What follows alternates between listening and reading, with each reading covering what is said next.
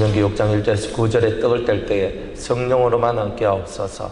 예수님의 이름으로 기도드리옵나이다. 아멘. 하나님에 대하여서 하나님이 어떤 하나님이신가? 하나님은 우리가 젖과 꿀이 흐르는 땅 가나안에 들어가기를 원하시죠. 그런데 젖과 꿀이 흐르는 그 가나안 땅에 아무리 들어가게 만들고 싶어도 안 되는 이유가 있더란 말입니다. 그거는 애굽에서 400년 동안 종살이를 하면서 그 종살이한 그 종의 습관들이 몸에 묻어 있고 마음에 묻어 있고 그 영 속에 그런 것이 묻어 있다 보니까 아무리 하나님께서 가나안 땅으로 이끌어가고 싶어도 이 세탁하는 작업, 청소하는 작업 40년이라는 시간이 걸리더란 거예요. 그럴 때 하나님 많이 은혜를 주신 거예요. 400년 종살이 했는데 40년 가지고 400년을 이겨버리는 거예요. 뼛속부터 종의 모습을 가지고 있는 우리 400년 동안 종살이 했으면 이미 뼛속부터 종인 거예요. 뼛속부터 종인데 뼛속부터 종인 그 사람을 40년 훈련시켜 가지고 그 종으로부터 탈출시켜내는 일을 하시더라는 것입니다. 그래서 하나님의 교육 방법을 따르면 40년이 400년을 이겨먹는 일을 하더라는 거예요. 그러니까 우리가 뼛속부터 종로로 하던 뼛속부터 종이 되었던 그것이 이제 주인이 되고 의가 되고 자유자가 되도록 만들어내는 이 은혜가 이 신명기의 은혜라는 거예요. 그래서 우리가 400년 동안 종로로 했던 그들을 출애굽시켜가지고 가나안 땅에 들여놓으셨던 그 하나님의 섭리가 오늘 우리 성도들 심령 속에도 그대로 역사하고 있는데, 우리 속에 7가지 악성이라는 그 원죄가 뼛속까지 들어가서 400년 동안 애굽 땅에서 종노릇 했던 것 같이 죄의 종노릇 하던 우리를 주님께서 인생 광야 세탁소에 집어넣어 가지고 우리 속에 들어있는 그런 죄의 능력들을 빨아내고 청소해내고 닦아내시는 그런 일들을 하시더라는 거예요. 가끔은 사람의 막대기를 갖고 인생의 채찍을 갖고 주님께서 우리를 후려치시면서 징계하시면서 우리 속에 들어있는 이 죄의 모든 권세들을 물리치려고 주님께서는 오늘도 역사하고 계신다는 거예요. 그 하나님을 보고 우리는 교육하시는 하나님이라고 얘기한다는 거예요. 교육하시는 하나님, 처음부터 끝까지 네 속에 들어있는 종의 모습을 없애고 자유자의 모습을 없애기 위해서 네 안에 있는 그 종이 무엇인지, 종의 요소가 무엇인지, 그리고 네 속에 들어있는 그 종의 것을 버리고 네 안에 받아야 될 것이 무엇인지, 그걸 정확하게 알려주시고 가르쳐 주시는 분이 바로 하나님이시라는 거예요. 그러니까 그 교육하심에 우리가 철저히 순종을 하면 우리가 하나님 앞에서 우리의 수요가 크게 번성하게 되는 일들이 나오게 될 것이라는 거죠. 수요만 번성하게 됩니까? 내 날이 장국해 될 것이다, 이렇게 얘기를 합니다. 여러분, 그 교육하심에, 그 말씀하심에 아멘하고 순종하면 우리의 날들이 장국해 될 것이다, 즉 영원할 것이다, 복을 얻을 것이다, 네 수요가 번성하게 될 것이다, 이런 얘기들을 쓰고 있다는 거예요. 그러니까 우리의 수요가 번성하지 못한다는 것은 단순히 숫자적인 얘기만을 말하는 것이 아닙니다. 이 수라는 것은 하나님 앞에서 수는 크게 의미가 없어요. 왜? 그 호흡하는 인생을 의지하지 말라. 그들의 수는, 그저 그들의 그 인간의 수는 수에 칠 가치도 없다. 왜? 코 한 번 막아버리면 끝나는 인생이라는 거죠. 그러니까 주님께서 뭐 숫자가 뭐 1000만 명이니 100만 명이니 하는 이 숫자가 중요한 게 아니더란 말이야. 그럼 너희 수요가 땅에서 많아진다는 말은 진짜 그리스도인이, 진짜 하나님의 사람들이, 진짜 하나님 앞에 은혜 받은 사람들이, 진짜 그리스도의 모습을 가진 사람들이 세상을 다스리게 될 것이라는 바로 그런 얘기를 말씀하고 있는 거죠. 어떤 수가 많아지길 원해요? 그런데 전쟁을 하면요, 세상에는 짐승이 많아집니다. 전염병, 병이 많아집니다. 전쟁을 하면요. 그리고 온갖 타락하는 것이 일어나요. 전쟁을 통해서 오는 것은 다들 고통, 아픔, 병든, 수요는 줄어듦, 이런 것밖에 없는 거예요. 수요가 많아진다는 이 말 속에는 평안함, 좋은 것이 많음, 이런 것들이 다 들어있는 거잖아요. 수요가 많아진다. 생육하고 번성하는 하기에 가장 알맞고 적당한 그런 시절들이 온다는 거죠. 근데 그 수요가 어떤 사람이 많아지기를 원하느냐는 거죠. 주님께서 원하시기는 정복하고 다스릴 수 있는 사람들이 많아지기를 원한다는 거죠. 정복하고 다스릴 수 있는 사람, 이 세상을 정복하고 이 세상을 다스릴 수 있는 사람, 무엇으로? 복음의 진리로, 무엇으로? 하늘의 사랑으로, 무엇으로? 하늘의 생명으로. 이 세상을 통치하고 다스릴 수 있는 사람들이 많아지길 원한다는 거죠. 가정을 우리가 꿈꾸면 어떤 가정을 꿈꿉니까? 아버지가 있고 어머니가 있고 아들이 있고 딸이 있습니다. 혹은 부모님이 있습니다. 그죠? 3대가 같이 산다. 혹은 그저 2대, 부모님과 자식들이 같이 산다. 부모가 생각하는 이상적인 가정은 어떤 겁니까?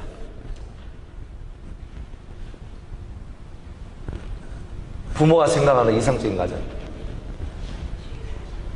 자식이 잘 되고, 또, 부모님들이 말을 해야 돼요. 내가 생각하는 이상적인 가정이 뭐예요? 그렇지, 말 잘 듣고. 예. 1번이 뭐예요? 말 잘 듣고입니다. 부모 요래 말하면, 예, 부모님, 예, 아버지, 예, 어머니. 말 잘 듣고, 이거죠. 또, 예, 엄마 쪽에서 한번 얘기. 말 잘 듣고 외에 또 더 있습니까? 예? 숫자가 많은 거. 예, 숫자가 많은 거. 예. 또요, 이상적인 가정. 여러분이 생각할 때, 부모님한테, 자식 입장에서는 부모님이 안 싸우는 거래요. 이상적인 가정. 또, 예? 웃기만 웃지 말고 한번 얘기 한번 해봐요. 예? 뭐라고요? 마누라도 말 잘 들어야 된다. 예, 맞아요. 그러면 아내 쪽에서 또 얘기를 해야죠.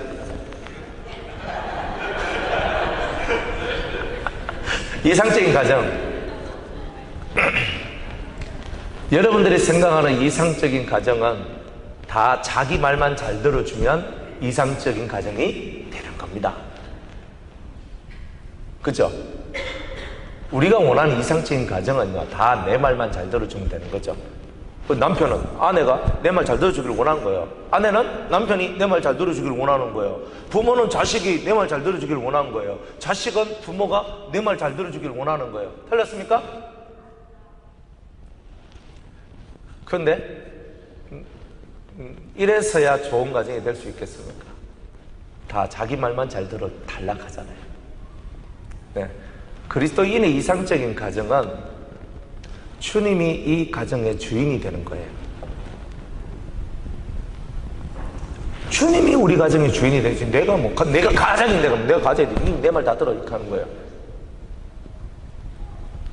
근데 가장이니까 내 말 들으라 하는 그게 아니라는 거예요. 예수님이 우리 가정의 가장이시고 주인이시고 명령권자고 모든 것을 하실 분인데, 가장이 가족들한테 무슨 말을 할 때 예수의 심정으로 말을 하는지, 어머니가 가족들한테 무슨 말을 하는데 예수의 심정으로 말을 하는지, 자식들이 부모한테 뭘 요구하고 뭘 말하는데 예수의 심정으로 말을 하는지, 예수가 주인이 되면 그런 일들이 일어나잖아요. 가장 이상적인 가정은 자녀들은 예언을 하고, 아비들은 꿈을 꾸고, 젊은이들은 환상을 꾸고,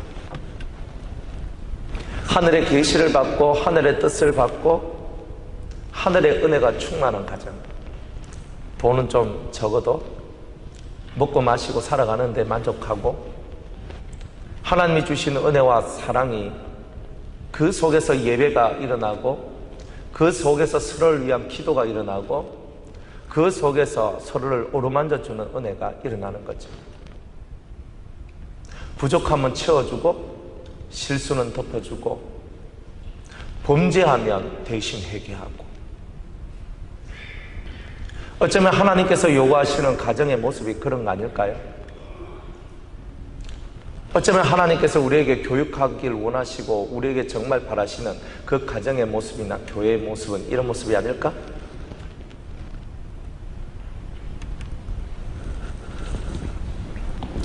우리가 생각하는 그 가정이라는 것은 철저하게 하나님을 중심으로 한 가정이 되어야 됩니다. 그 하나님께서 어떻게 우리를 이끄시는가? 어떤 형제가 목사님, 저는 너무 권위적인 게 싫습니다. 권위적인 게 너무 싫대요. 그래가지고 막 권위적인 거 막 자기한테 뭐 조금만 뭔가 팍 하면, 조금만 막 권위적으로 탁 얘기하면 자기 속은 막 뒤집어진대요. 너무 싫다는 거예요. 그게 막 너무 싫대요. 막 그런 게 너무 싫고 속에서 막 대적하는 말이 막 올라온대요.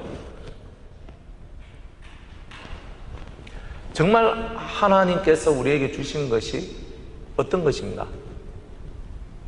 하나님의 권위라는 게, 우리 가정 속에서의 권위라는 게 어떤 권위입니까? 남편은, 남자는 나가서 돈을 벌어서 집에 아내가, 야, 내가 돈 벌어서 너 갖다 주니까 너 내한테 순종해야 돼. 너 내한테 복종해야 돼. 말 안 들어? 돈 안 줘. 그러니까 돈 가지고 권위를 사는 거예요.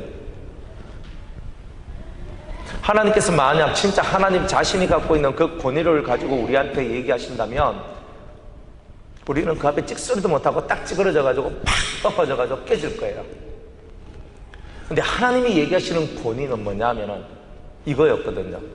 내가 너희를 사랑하고 너희의 죄를 위하여 내 아들 예수를 보내주었다. 내가 너의 죄를 짊어졌고 내가 너에게 하늘의 영원한 생명을 주길 원하여 내게 가진 가장 큰 사랑을 너에게 주노라.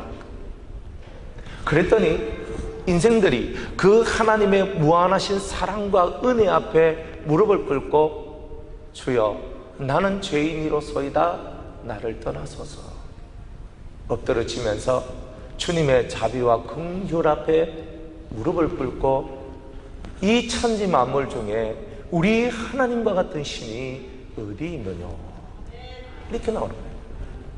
정말 하나님께서 우리 인생 속에서 가장 원하셨던 그 부분이 이거였어요. 그래서 우리 인간들이 저절로 하나님 앞에 엎드려져서 회개하고 엎드려져서 감사하고 엎드려져서 눈물 흘리고 엎드려져서 기뻐하고 하나님의 은혜로 하나님의 자비하심으로 우리가 살게 됨을 감사합니다. 사랑하는 나의 자녀들아, 내가 너희에게 번제나 제사를 원하는 줄 아느냐? 내가 너희들에게 원하는 것은 인자함과 자비를 베푸는 것이다 라고 얘기를 해요. 그렇지만 우리의 삶은 그런 것이 없어요. 하나님이 요구하시는 그 권위가 없단 말이에요. 하나님이 요구하시는 권위가 없단 말이에요. 지극한 사랑과 지극한 희생을 통한 하나님께서 정말 우리에게 요구하시는 그 권위가 없다 이 말이에요. 그런 가정이 돼야 돼요. 남편이 돈을 벌어서 아내에게 돈을 주는 것, 그것 가지고 내 권위가 세워지는 게 아니라 예수 그리스도가 교회를 위하여 성도를 위하여 자기 목숨을 내어주는 그 희생과 헌신과 같은 그런 삶을 통하여서 자기 아내한테 인정을 받는 거예요. 내가 당신을 존경합니다. 그러면 그 남편의 말이 인정되는 거예요. 그 부모들이 자식한테 인정을 받아야 되죠. 근데 인정받는 게 중요한 게 아니에요. 그 권위를 인정받는 게 중요한 거예요. 내가 부모니까 네 식구들 내 말 들으라, 내 말 안 들으면 근데 다 안 되는 줄 알지? 하면서 이게 아니고 그 자식들이 그 부모님의 무한한 자비와 인자심과 그 긍휼히 여기심과 그 사랑함과 때로는 그 날선 금과 같은 그 말씀이 그들 심령 속에 들어와서 아, 우리 부모님의 삶은 우리가 존경하지 않을 수 없는 삶이구나. 자기 모든 것을 다 내어놨구나. 그러면서 그 부모 앞에 두 무릎을 꿇고 부모님 존경합니다. 사랑합니다. 그럼에도 그 부모 속에 있는 하나님 때문에 그 부모를 경외하는 마음이 올라오는 그런 일을 만들어내는 것이 바로 그게 우리 가정의 모습이고 우리 부모들의 모습이 되어야 되는 거죠. 자식들도 마찬가지입니다. 나는 아직 어리니까 뭐 언제까지 어려지려고 그래요. 나는 아직 뭐 10대니까, 나는 아직 20대니까, 나는 아직 부족하니까 라고 생각하지 마십시오. 네 연소함을 업신여기지 못하도록 하라고, 너의 진보를 보이라고 말씀을 했어요. 언제까지나 어린아이같이 굴고 언제까지나 철없는 사람들같이 굴어가는 그 모습을 갖고는 부모가 이래보죠. 아휴, 저거 언제 철들고. 부모한테 그 권위를 인정받지 못하죠. 자식으로서의 권위를 인정하는 게 아니에요. 그거는 자식은 하나님의 사람으로서의 권위를 얻어야 돼요. 부모한테는 부모의 권위라는 게 있어요. 그럼 자식한테는 권위가 없어요. 자식한테 있는 권위는 유일하게 하나님이 주신 자식에게 주어진 권위는 하나님 사람으로서의 권위밖에 없는 거예요. 자식은 자기의 진보를 드러내며 부모님 보실 때 더 이상 이 아이한테는 입댈 것이 없다.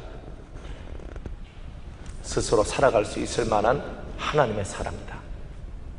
자기 인생을 스스로 살아갈 수 있는 그 힘이 이 아이한테 있다. 이걸 인정을 받아야 돼요.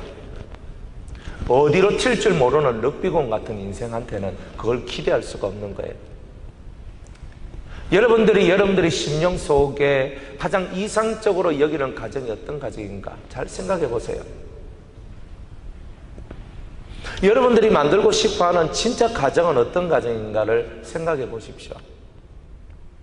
그리고 그리세요. 마음으로, 속으로.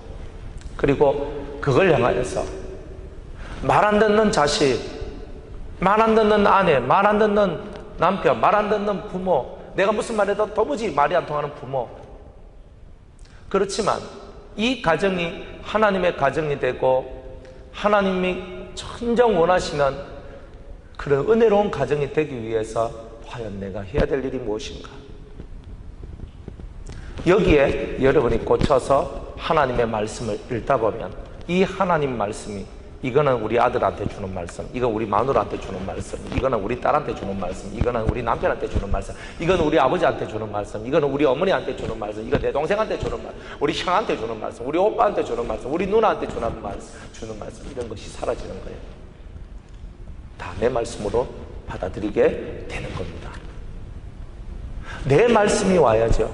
말씀을 아는 것이 중요한 게 아니라 내 말씀, 하나님이 내게 주신 말씀을 받아야 되는 거예요.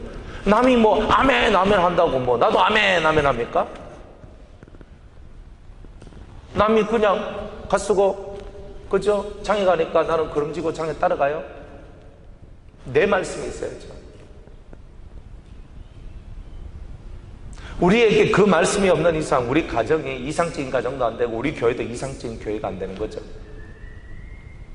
하나님이 정말 복 있다는 그런 가정, 복 있다는 그런 교회가 되려면 우리 나름대로 우리가 하나님 앞에서 그 레마의 말씀을 받아 내 말씀을 받아들인 구성원들이 다 되어줘야 하나님이 원하시는 멋진 가정, 멋진 교회가 될 수가 있는 거 아니겠습니까? 여러분들은 누굴 원망하십니까? 자식은 부모를 원망하죠. 부모는 자식을 바라보며 슬프고 또 원망하죠. 왜 저런 자식이? 왜 저런 부모가? 왜 이런 남편이? 왜 이런 아내가? 그래요.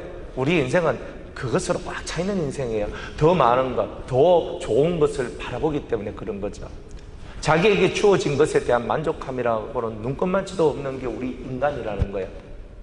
내게 주신 작은 은혜가 얼마나 큰 것인지를, 그것이 얼마나 행복한 것인지를 깨닫지 못하는 거예요. 어떤 사람은 갑자기 그 노인 가정이었는데 그 노인 가정이 그 할아버지하고 할머니하고 같이 이렇게 사셨대요. 둘이 잘 이렇게 열심히 살았는데 그 할아버지가 그 암에 걸려가지고 점점 시름시름 앓다가 이제 처음에는 걸어 다니다가 그 다음에는 누워 있다가 이제 누워서도 막 왔다 갔다 조금씩 이렇게 했는데 이제는 아예 누워서 대소변도 받아내야 돼. 그렇게 남편 대소변을 이 아내가 할머니가 받아내는 거예요. 그런데 할머니 힘드시죠? 힘들지? 아유, 할아버지가 그냥 빨리 갔으면 좋겠어. 그냥 이렇게 옆 사람이 그렇게 얘기를 합니다. 할아버지가 빨리 가시는 게 좋겠죠? 그래, 아니, 이렇게라도 내 옆에 있어주는 게 얼마나 고마운지 몰라. 더 이상 움직이지 못하고 똥을 좀 다 받아내야 되고 먹을 것을 넣어줘야 되고 자기가 너무나 힘이 들고 또 힘이 들어도 옆에 있어줘서 고맙다고 한 거예요. 예수 안 믿는 사람들도 이런 정신을 갖고 이런 모습을 갖고 살아가요. 우리에게 주어진 작은 거 하나, 좀 못나 빠졌고 그냥 바보 같고 어리석고 미련하고 그렇지만 그래도 내 옆에 붙어서 함께 예배를 드리면 그것이 감사고, 요만큼이라도 내 길을 같이 걸어와 줘서 감사하고, 그래도 100개 중에 1개라도 말을 들어줘서 감사하고, 우리가 스스로 그런 마음을 갖고 살아갈 때에 우리 속에 있는 상함이 사라지게 될 거예요. 속이 상하면 아무것도 못해요, 사람은. 병은, 육체의 병은 병원 가서 고치고 또 마음에 힘을 내어서 고치면 돼요. 근데 마음의 병이 들면 이 마음의 병은 고칠 수가 없어요. 마음의 병으로 병이 왔어요. 못 고쳐요. 마음이 안 고쳐지면. 근데 대부분의 많은 사람들이 어디에서 문제가 생겼냐면 마음의 병이 걸린 거예요. 저나 여러분이나 이 마음의 병이 있는 거예요. 이 마음에. 이 병 때문에 이 속에서 좋지 못한 것들이 흘러나오기 시작하는 거예요. 그것 때문에 가정이 더 힘들어지고 아파지고 그런 거예요. 제가 사람을 연구하다 보니까 사람은 큰 주머니가 있어요. 그걸 보고 잠재의식이라고 얘기하는데, 보고 들었는 것들이 그 안에 다 들어와 있어요. 내가 본 것, 들었는 것, 느꼈는 것, 깨달았는 것, 모든 것이 들어가 있어요. 이렇게 들어있어요. 그게 잠재의식이다 혹은 무의식이라고 얘기를 하는데, 이런 큰 주머니인데 이 주머니가 얼마만큼 크냐 하면 하나님도 담고 인간도 다 담을 수 있고 온 우주도 다 담을 수 있을 만큼 넓은 거예요. 이거 하나님께서 우리에게 주셨어요. 근데 이 잠재의식 속에 우리가 보고 들은 것이 다 잠재 계속 들어와서 우리 무의식을 지배를 합니다. 그러니까 여러분들이 인생을 살다가 좋은 것도 받고 안 좋은 것도 봤어요. 상처도 받고 행복도 해봤고 다 들어와 있어요. 그런데 은연중에 여러분들 속에 악이 올라오고, 은연중에 무심코 여러분들 속에 혈기가 올라오고, 무심코 여러분들 속에서 좋지 못한 것이 올라오는 것을 여러분들 보게 될 거예요. 나는 그런 생각도 없고 그런 마음도 없었는데 무심결에 이 속에서부터 그런 것이 올라와요. 그런 적이 있습니까? 뭐 아무도 없네. 죄송합니다. 저밖에 없는가 봐요. 무심결에 그냥 내가 뭔 생각을 하고 하는 것은 아니에요. 맞죠? 생각을 하고 말하는 것도 아니고 생각을 하고 행동하는 것도 아닌데 내 속에서 그냥 갑자기 내 속에서 뭔가가 팍 하면서 올라오는 거예요. 이게 뭐냐? 이미 쌓여진 상처와 쌓여진 죄의 능력, 권세들이 우리의 심령을 지배하고 있어서 내 속에 뭔가 하나 찌르는, 그런 찌르는 것이 하나만 역사되어져도 내 속에 있는 악이 올라오는 구조가 바로 우리 사람의 영혼의 구조라는 거예요. 그리고 이 안에 있는 거, 무의식, 여러분들이 보고 듣고 많은 것을 느꼈던, 많은 것을 보았고 들었고 느꼈던 그 많은 것이 들어와 있는 이 잠재의식이 정화되지 아니하면은 어느 순간인가 여러분들 여러분 속에 있는 화가 여러분 격발되어서, 여러분들 속에 있는 서러움이 격발되어서, 여러분들 속에 있는 상처가 격발되어서 그냥 눈물을 흘리고 가슴을 찢고 아파하고 힘들어하는 이런 일들이 일어나게 될 것이라는 거예요. 그러면 우리 가정 속에서 우리 가정은 어떻게 돼야 되냐? 하나의 예를 들면 모든 부모와 자식들이 자기의 가정에서 태교하는 심정으로 살아가라. 뭐 하는 심정으로? 뭐 배 본 사람만이 압니다.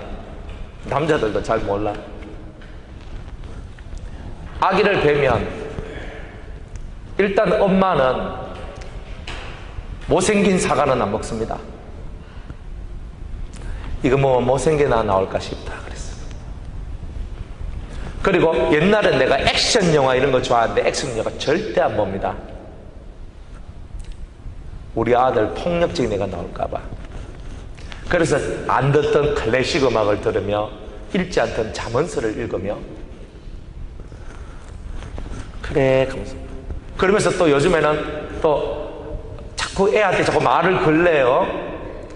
그래 애한테 얘야 그걸 또 태명을 지어가지고 얘 개똥아 하면서 막 그죠? 만져주면서 이야기하면서 아주 자상한 모습으로 자상한 아버지, 자상한 어머니의 모습으로 그 배를 오르만져주면서 막 성질이다가 싸움질하고 싶은 마음이 올라올 때도 뱃속에 있는 아기를 생각하면서 화를 억누르고 살아가고 태교하는 심정이죠.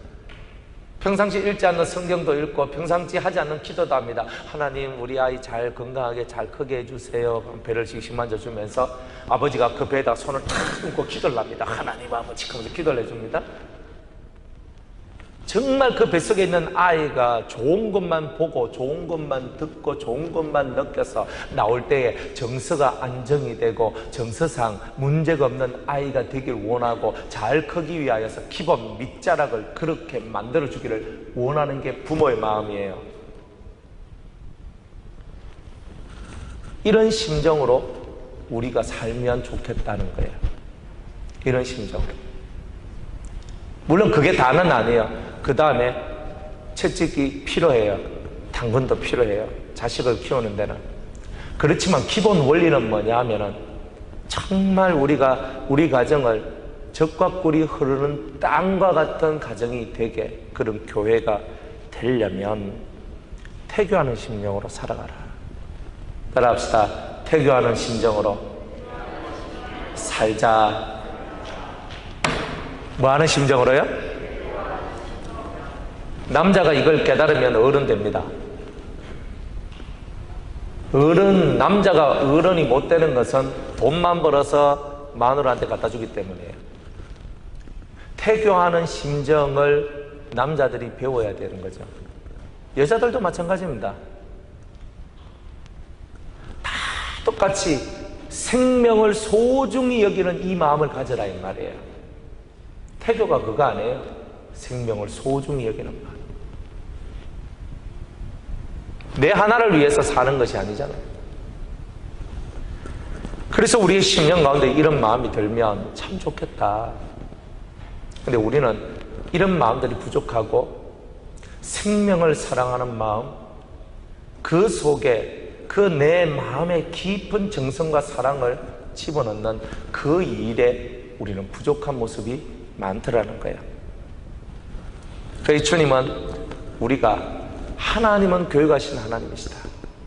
작은 것 하나라도 우리가 놓치지 않고 하나님의 뜻 안에서 교육을 받고 교육을 하는 그런 사람들이 되기를 원한다는 거예요.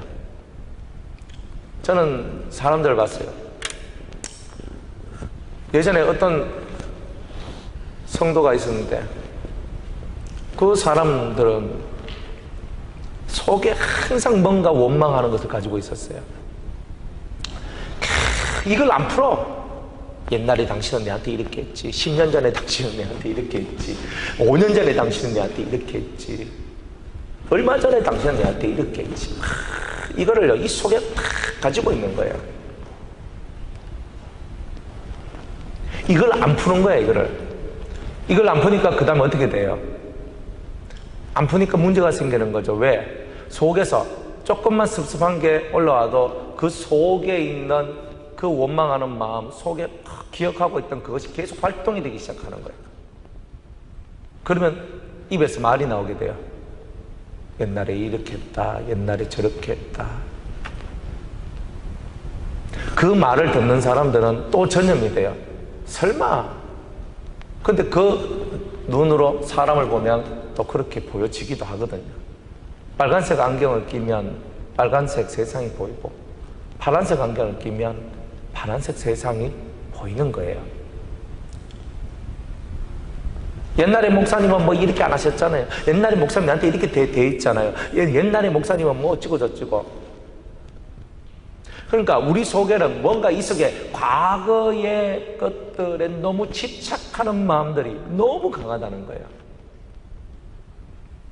과거에 지나갔는 일들이 내 속에 들어와서 그게 대단히 집착하고 그것 때문에 대단히 혼돈하고 고통하는 일들이 너무 많은 거예요. 그것이 우리 심령 속에 꽉 차 있는 거예요. 그러니까 새롭게 내가 출발하고 새롭게 나가고 싶어도 그런 것들이 우리의 발목을 꽉 잡아가지고 더 이상 못 나가게 만드는 거죠.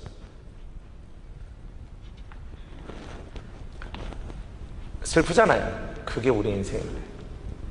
과거 때문에, 과거가 내 발목을 잡아가지고 현재와 미래를 향해 나아가지 못하게 만드니 이게 얼마나 슬픈 얘기입니까?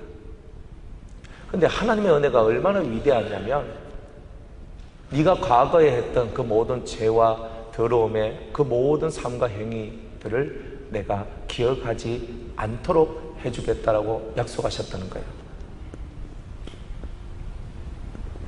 우리가 하나님 앞으로 가야 될 이유가 어디 있느냐면 우리 속에 이 잠재되어 있는 이 많은 상처와 고통과 아픔과 괴로움과 슬픔과 더러움과 이런 것들이 기억나지 아니하도록 해주시는 유일하신 분이 우리 하나님이시라는 거예요. 눈물을 흘리며 회개하고 하나님을 알기 위해서 더 가까이 나아가고 하나님의 그 은혜를 사모하며 나아가는 그 심령들한테는 과거의 것이 정말 저 먼 천년 만년 전의 일처럼 아득한 그런 일이 있었 그런 일이 있었지. 이렇게 되도록 만들어주는 거예요. 지금 당장 현재의 그 고통으로 다가오는 일들도 그렇지. 주님이 그 음부에 내려가시는 그 고통에 비하면 이 고통이야. 얼마가 되겠나. 그러면서 그 일들이 상처가 되지 아니하고 그런 고난들이 내게 그 많은 어려움과 힘겨움과 괴로움과 고통이 되지 않도록 이 신앙이 그것을 막아주더라 이 말이에요. 우리가 신앙생활을 하는 이유가 바로 그런 데 있는 거예요. 독이 올라와 있는 독사는요 그 봄, 여름, 가을, 겨울이 되잖아요. 그러면 봄인가 뭐 언젠가 독이 올라올 때가 있어요. 막 있으면 막 예민하거든요. 예민하면 확 물어. 그 독이 확 올라와가지고 물리면 죽거든요. 365일 중에서 독이 올라온 날이 있는 뱀처럼 오늘 우리들도 독이 올라올 때가 있는 사람인 거예요. 그래서 어느 정도는 괜찮은데 어느 때가 탁 돼보면 독이 올라와서 누구든지 건드리라. 딱 건드리면 팍 하는 이런 성미가 이런 이야기들이 우리 속에 존재하고 있다는 거예요.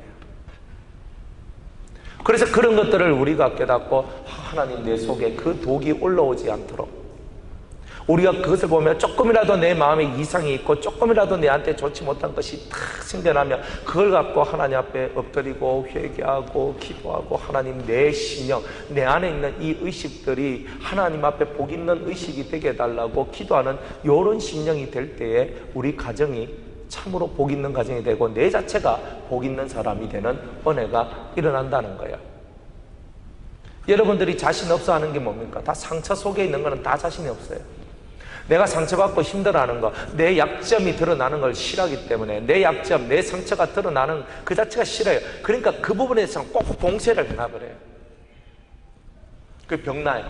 그래서 그 주님은 뭐라고 얘기하냐면 네가 병 낫기 위해서 네 죄를 서로한테 구하는 일을 하라 이렇게 얘기합니다. 털어놔라는 거죠. 네 속에 그런 거 들고 있지 말고 좀 털어놔라. 끙끙 앓지 말고 좀 털어놔라 하는 거예요. 끙끙 하는 거예요. 사람한테 관련이 쪽팔리고 하나님과 관련이 부끄럽고 못 가겠다 둘 다. 이러면은 안 되는 거예요. 어떨 때는 하나님 앞에 가서 끙끙 앓고 있는 이것을 팡 하면서 내놔야 되는 거예요. 어떨 때는 사람 앞에 가서 나는 나 하나 앞에 막 갈 생각도 못 하고 있는 사람들은 사람 앞에라도 그것을 탕 하면서 터져야 돼. 그래야 병이 나아져요. 영혼의 병들은 다 그렇게 해서 치료가 돼요. 하나님 앞에든 사람 앞에든 속에 있는 것을 이거 내지 아니하면 다 병에서 치료 못 받아요. 못 받고 계속 이 속에 그냥 계속 집어넣었다가 맨날 자라보고 놀란 가슴이 소뚜껑 보고 놀란다고 맨날 이렇게 맨날 놀라는 거죠. 우리는 그렇게 놀라면서 심령의 평안은 사라지고 계속 고통 속에 남아있는 우리가 되는 거죠. 그래서 주님은 우리에게 이렇게 얘기합니다. 6절에 오늘날 내가 네게 명하는 이 말씀을 너는 마음에 새기고, 따라합시다. 마음에 새기고. 말씀을 어디에 새겨요? 이 말을 사도 바울이 마음의 신비, 마음의 비석에다가 말씀을 기록하라 이렇게 얘기했어요. 마음에 새겨라는 거예요. 뭘? 말씀을 마음에 한번 새겨봐라. 왜 우리가 그런 상처투성의 인생이 되느냐? 성경 안 읽고 기도 안 하고 예배 안 드리고 100%입니다. 완벽하게 상처받을 조건이 준비되어 있는 분들입니다. 성경 읽고 기도하고 말씀 듣고 여러분들이 그 생활들을 여러분들이 꾸준하게 여러분들이 해 나가면 상처받는 일들이 적어져요. 속이 커진다는 뜻이죠. 그런데 그것을 못하면 속이 맨날 깨지는 거예요. 아마 난 누구 목소리가 듣기 싫다 그러면 다 때려치우고 성경 앞에 탁 무릎을 꿇고 하나님 내한테 직접 말씀해 주세요라고 하세요. 나는 오 목사님 당신 말 난 듣기 싫습니다. 괜찮아요. 제 목소리가 좋은 목소리도 아니고 안 들어도 상관없어요. 그러나 여러분의 무릎을 꿇고 성경을 펴놔놓고 성경을 읽으세요. 사람 목소리가 듣기 싫은 사람은 성경의 목소리를 들어야 될 거 아니에요. 그래야 살구멍이 나지. 하나님 보이지 않는 신 앞으로 여러분이 가서 여러분의 무릎을 꿇고 그 성경을 읽어봐요. 처음부터 끝까지 하나씩 한 번 읽어보고, 두 번 읽어보고, 세 번 읽어보고, 네 번 읽어보고, 다섯 번 읽어보고, 계속 돌고 돌면서 여러분의 심령 사이즈가 커지게 되는 일들이 나오게 되는 거죠. 여러분의 심령 사이즈가 커지기를 주의 이름으로 축복합니다. 그래서 너는 마음에 새겨라. 어떻게 새겨집니까? 성경을 안 읽는데 마음에 새겨질 수 있습니까? 성경을 묵상하지 않는데 마음에 새겨질 수가 있습니까? 그런 일은 없는 거죠. 우리가 그런 일은 없는 이야기를 자꾸 만들려고 하니까 힘든 거예요. 매일매일 우리가 이 성경을 여러분의 가슴에 품고 이 말씀을 품으면서 하루에 한 절이라도 읽고 한 절이라도 외우려고 노력하는 그런 심정들이 속을 넓혀가는 거예요. 너는 마음에 새겨라. 새기려고 하면 육적으로는 외워야 돼요. 마음에 새긴다는 기본의 의미가 육적으로는 외우는 거예요. 너는 마음을 다하고 성품을 다하고 힘을 다하여 주 너의 하나님을 내 하나님을 사랑하라. 사랑하라. 그걸 외워야 되는 거라. 외워라 그런 거야. 그래서 그 말을 계속 외우면서 산다는 뜻이에요. 그래서 토라를 공부하는 사람들, 이 유대인의 그 교육과 가르침을 받는 사람들은 1번이 뭐냐 하면 말씀을 외워라 해요. 말씀을 외워라.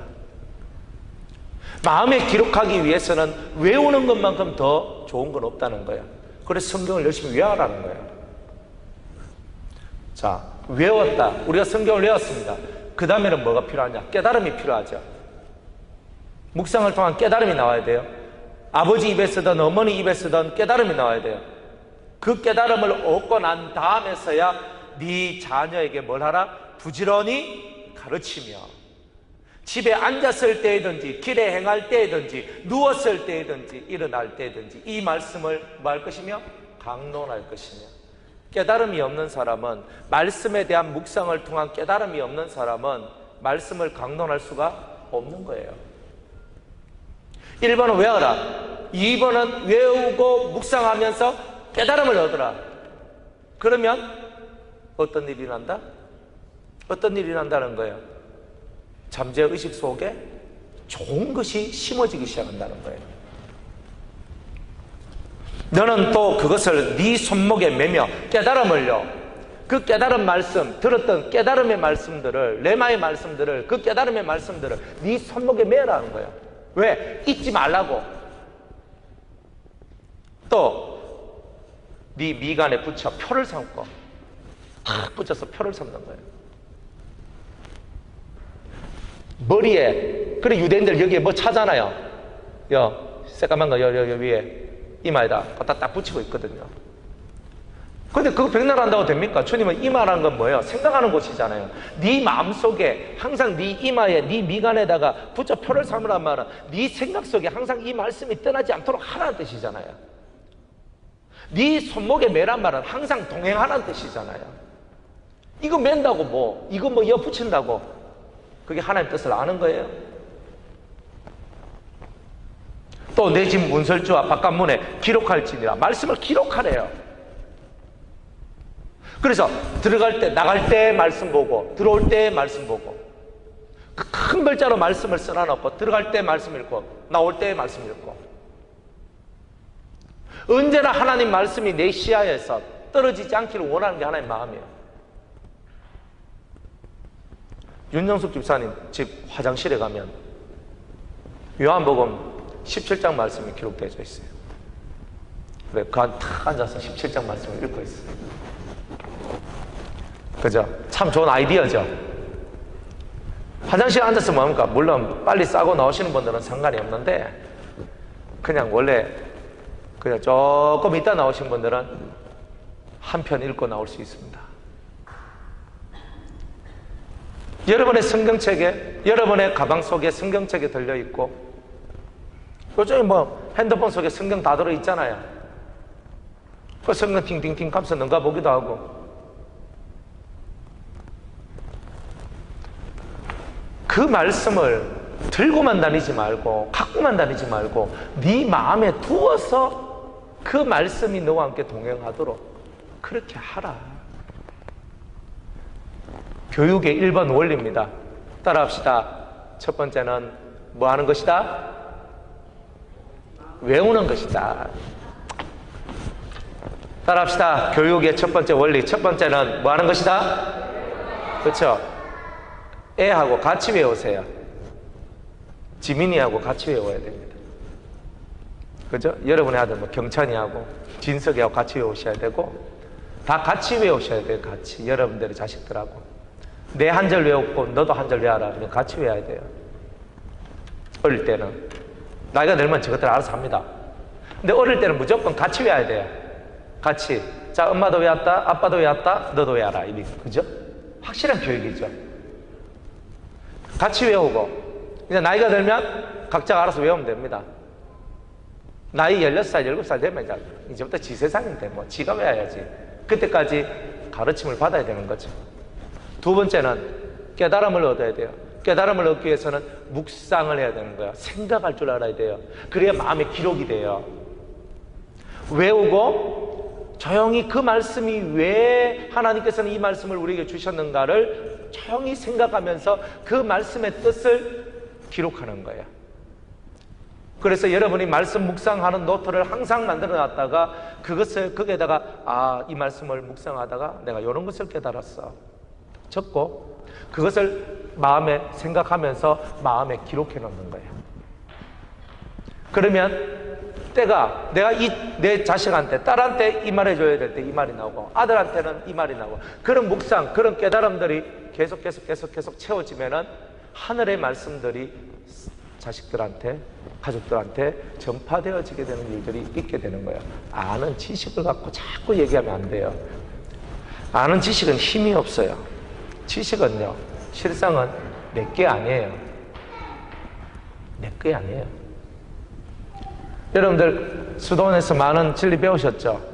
영계에 대해서 배웠고 3차 연단에 대해서 배웠고 할례의 도에 대하여 통달의 도에 대하여 신령함이 뭔지 완전함이 뭔지 은혜가 뭔지 은사가 뭔지 그죠? 또 말씀을 따라 살아가는 것은 뭔지 배웠을 뿐이에요. 그거는 배우는 거예요. 그냥 아는 거예요. 머리통 속에 집어넣고 그렇지 3차 연단, 1차 연단, 2차 연단, 3차 연단 짧게 하면 3년, 9년, 10년이면 뭐 잘하면 되겠네. 머리 떼굴떼굴 굴려가는 거 그거 지식에 속하는 거예요.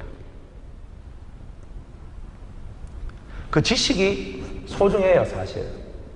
그렇지만 그 지식을 내 삶으로 깨달아내어서 나오는 힘이 없으면 그 지식은 지식으로서 끝나버려요. 생명이 안 된다는 거죠. 저도 바깥에 나가서 설교 많이 하잖아요. 뭐 3차 연단 몇 년, 성장론, 은혜시대의 이긴자들 나가서 레이기, 요한계시록 열심히 합니다. 그대로 뭐 말씀 열심히 가르치죠. 들었던 말, 그렇지, 내가 들었던 말씀이니까. 내가 이렇게 들었으니까. 내가 이거 이래야 돼.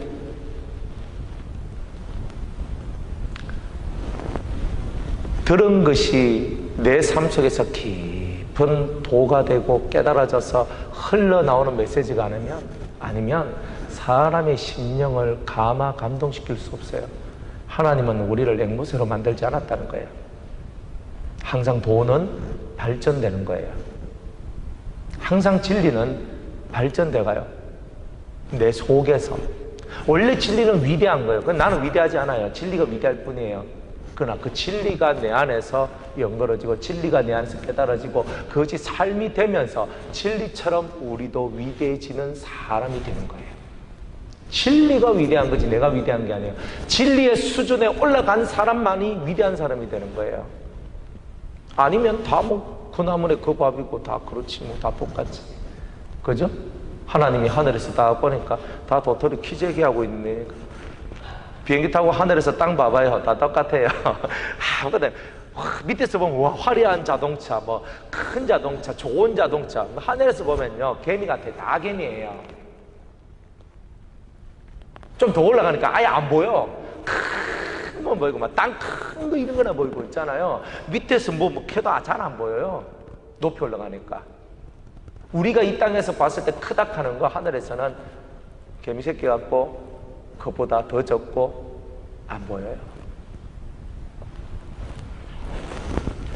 그러니 내가 가지고 있는 그 진리가 지식으로만 존재하지 말고 그것이 여러분의 삶 속에 묵혀진 능력, 그것이 되어야 되는 거예요. 그래서 그것이 묵어져 있는 힘들이 여러분의 에너지고 여러분들의 권능이다 이 말이에요. 근데 그 묵어진 것이 없으니까 안 되는 거예요. 들었어. 너무 좋아, 너무 좋아, 너무 좋아 하지만 묵어져야 되는 거예요. 그걸 보고 묵상이라고 얘기하는 거예요. 묵어지는 거 묵상해라, 생각해라. 자꾸 머릿속에 좀 생각 좀 해라. 아무 생각 없이 받지 말고 말씀을 받았으면 왜 이 말씀이 이렇게 되는지를 알아야 되는 거예요. 제가 말씀을 갖고 제일 고민했던 부분이 어떤 부분이냐면, 목사님 왜 이 해석은 이렇게 나와요? 라고 묻는 질문이었어요. 제일 고민했던 게 왜 이건 이렇게 해석해야 돼요? 그렇게 물었을 때 제가 띵한 거예요. 왜 띵하냐면 나는 그냥 믿었거든. 나는 그냥 믿었어요. 그러니까 나는 그거 생각할 필요가 없잖아요. 믿으면 되는 건데. 꼭 그거와 똑같아요. 창조과학회에 있는 과학자들이 하나님께서 이 천지 만물을 창조하셨다는 얘기를 과학적으로 밝혀냅니다.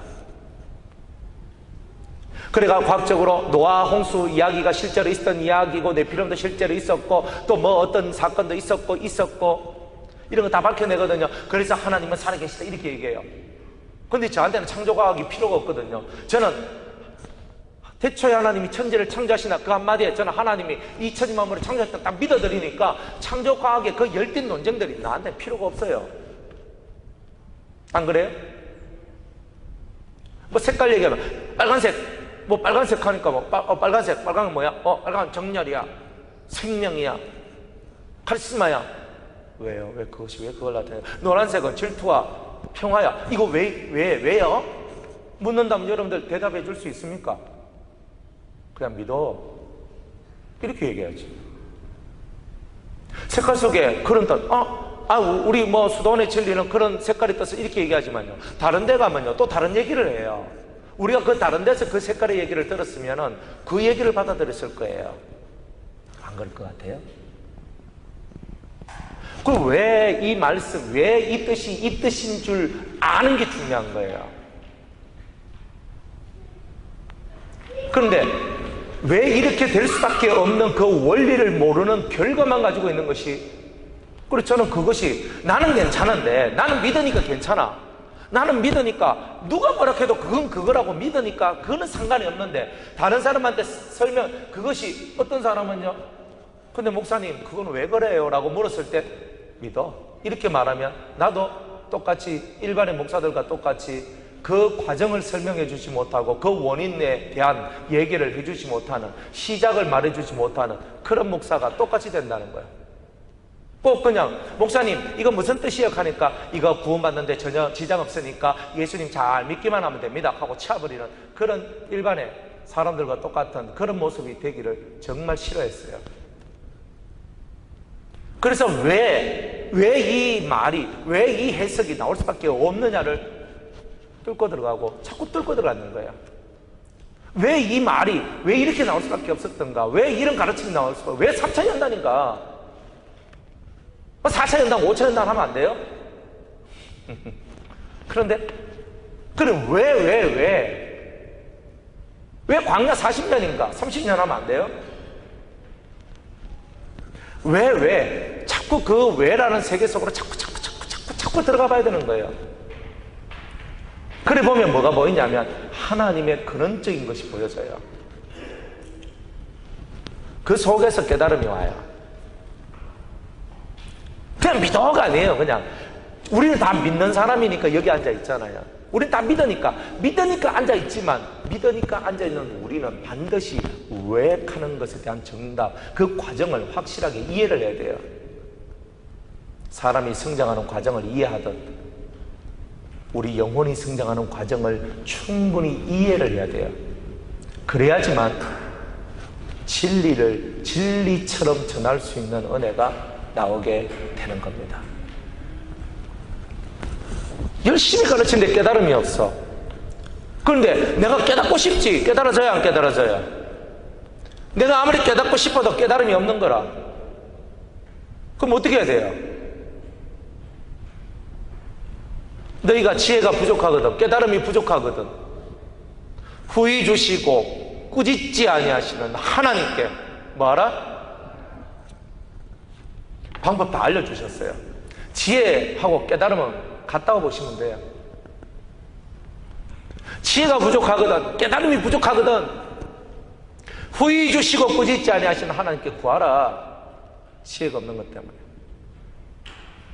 일평생 우리는 지혜를 구하며 살아야 되잖아요. IQ는 좋은데 주님과 내 사이의 Q는 별로 안 좋아요. 그게 문제잖아요.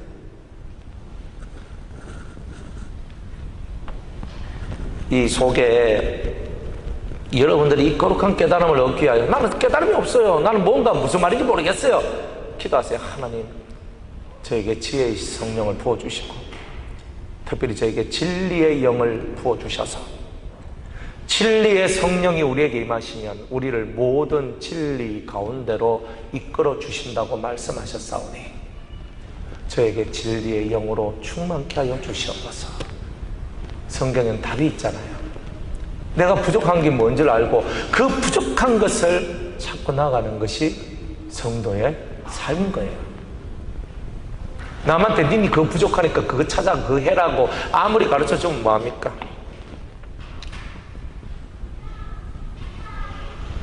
내가 사는 거죠. 사도 바울도 그래요. 내가 다른 사람 열심히 살리고 내가 죽으면 이게 무슨 유익이 있느냐 그럽니다. 여러분이 사는 게 1번이에요. 내가 살아야 그 다음이 있는 거예요. 내가 깨달아야 내가 있는 거지. 내가 깨닫지 못하고, 내가 은혜가 없고, 내가 진리의 영이 없고, 내가 통달의 영이 없고, 내가 대언의 영이 없고, 그 영의 역사를 통해서 오는 깊은 깨달음과 하나님의 깊은 것이라도 통달할 수 있는 그런 힘이 없다면 우리가 죽는데. 그래서 하나님 앞에 없는 것을 갖고 구하고 기도하는 거예요. 하나님 그래 빡빡하지 않아요. 안 구하니까 안 주지. 너희가 얻지 못하면 구하지 못함이요 그랬어요. 너희가 구하여도 얻지 못하면 네 욕심 때문에 맨날 달라 하는데, 달라는 게 맨날 돈 달라, 육의 것 달라, 이런 거 맨날 하니까 하나님이 막 짜증나는 거야. 됐다, 막 그만해라. 네 기도 듣기도 싫다. 좀 더 차원 있는 기도 좀 못해? 좀 더 영을 구하고, 좀 더 생명을 구하고, 좀 더 지혜를 구하고, 좀 더 하늘의 것을 구하고, 열린 문이 있는데, 성경은 열린 문이 있는데 좀 이런 문이라 좀 구하고, 좀 너가 구해야 될 것이 뭔지를 알고 그걸 좀 구하면 안 되냐고 주님 말씀하고 있는데, 그럼 맨날 눈에 보이는 것만 자꾸 구하니까 주님이 섭섭한 거예요. 진짜 좋은 건 따로 있는데 안 좋은 것만 구하니. 그 주님은 이런 것들을 다 깨달음이 오는 거예요. 이 속에서. 아, 그렇구나. 이런 깨달음들이 모여져서 내가 마음을 다하고 성품을 다하고 힘을 다하여 나의 하나님 여호와를 사랑할 수밖에 없는 일들이 나오게 되는 거구나, 이렇게 얘기하시는 거예요. 신명기 30장을 한번 보겠습니다.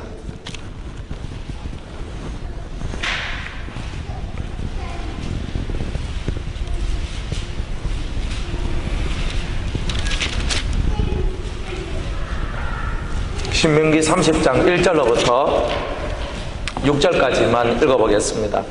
내가 네게 진술한 모든 복과 저주가 네게 임함으로 네가 네 하나님 여호와께 쫓겨간 모든 나라 가운데서 이 일이 마음에서 생각이 나거든 너와 네 자손이 네 하나님 여호와께로 돌아와 내가 오늘날 네게 명한 것을 온전히 따라서 마음을 다하고 성품을 다하여 여호와의 말씀을 순종하면 내 하나님 여호와께서 마음을 돌이키시고 너를 긍휼히 여기사 내 포로를 돌리시고 내 하나님 여호와께서 너를 흩으신 그 모든 백성 중에서 너를 모으시리니 너의 쫓겨간 자들이 하늘가에 있을지라도 내 하나님 여호와께서 거기서 너를 모으실 것이며 거기서부터 너를 이끄실 것이라.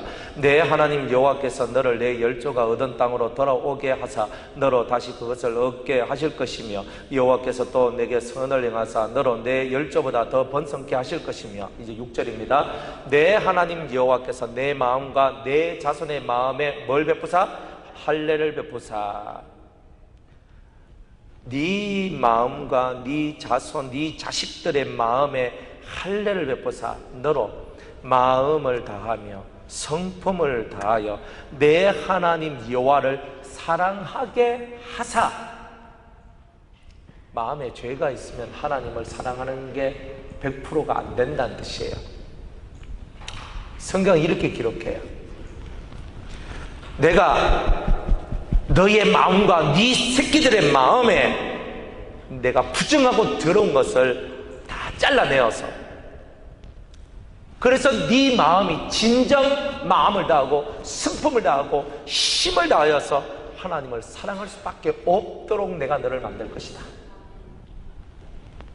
그래서 너가 생명을 얻도록 나를 만들 것이다, 이렇게 얘기하세요. 그 전에 우리가 아는 마음을 다하고 성품을 다하고 힘을 다하는 완전한 것이 아니에요. 범죄한 우리가, 죄를 갖고 있는 우리가, 오락가락하고 있는 우리가 마음을 다해봐야 100% 못하는 거예요. 마음을 다하고 정말 내가 가지고 있는 힘껏 진짜 마음을 다하고 성품을 다하고 힘을 다하지만 죄를 갖고 있는 상태에서는 그것이 하나님이 요구하시는 진정한 백이 안 되더라는 거예요. 그래서 주님은 일단은 네가 범죄해서 이방 포로가 되었을 때 그 속에서 네가 깨닫거든. 하나님 앞에 불순종해서 내가 이렇게 고난을 당한다는 것이 깨달아지면 네가 마음을 다하고 성품을 다해서 힘을 다해서 하나님 앞으로 나와라. 네 하나님 말씀을 순종해라. 네가 하나님 말씀을 순종하면 네가 나를 사랑하는 줄 내가 알아줄게. 그래서 포로에서 건져주고 내가 너를 마음속에 있는 그 더러운 죄악으로부터 내가 너를 해방시켜 줄게. 그래서 진짜 그때부터 시작되는 나의 사랑, 정말 너하고 내 사이 속에 일어나는 진정한 사랑이 꼽히는 일을 한번 만들어 보자꾸나. 이게 생명이란다. 이렇게 말씀하시는 거죠. 그러니 지금 오늘 우리가 마음을 다하고 성품을 다하고 힘을 다한다 할지라도 그거는 아직 할례 받지 못한 심정, 그 귀와 그 혀에 할례를 받지 못한, 그 마음에 할례를 받지 못한 우리의 모습인 거예요. 듣는 것이 달라져야 되고 말하는 것이 달라져야 되는데 우리는 아직 그만큼 안 돼요. 그러니 아직 주님을 사랑한다 해도 그 사랑이 배기 못 되는 이유가 아직은 우리가 덜 깨달았고 덜 알았고 우리는 덜 보았기 때문에 그래요. 이제 말씀을 맺겠습니다. 따라합시다. 이스라엘아 들으라. 주님은 오늘 우리 보고 들으라 얘기합니다. 교육은 알려주는 거죠. 들으라. 이스라엘아 들으라. 우리 하나님 여호와는 오직 한 분이신 하나님이시다. 홀로 하나이신 하나님을 만나기 위하여 너는 마음을 다하고 성품을 다하고 힘을 다하여 내 하나님 여호와를 사랑하는 자가 되라고 우리에게 말씀하시고, 이것이 우리 가정교육의 1번 모토가 되는 것, 목적이 되는 것, 이것이 가장 큰 목적이 되는 것. 잘 키워서 성품 좋은 애 만들려고 하지 말고, 잘 키워가지고 인간구실을 하는 애들 만들려 하지 말고, 예수님을 사랑하고 하나님을 사랑하는 자를 만들면 나머지는 저절로 굴러가게 돼 있는 거예요.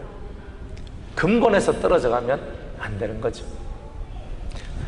깨닫고 승리하시고 이번 한 주간도 참 교육을 하시는 여러분들 되시기를 주의 이름으로 축복합니다. 기도하겠습니다. 주의 말씀 안에 거하게 하시고 교육하시는 하나님 만나는, 교육받는 우리 또한 교육하시는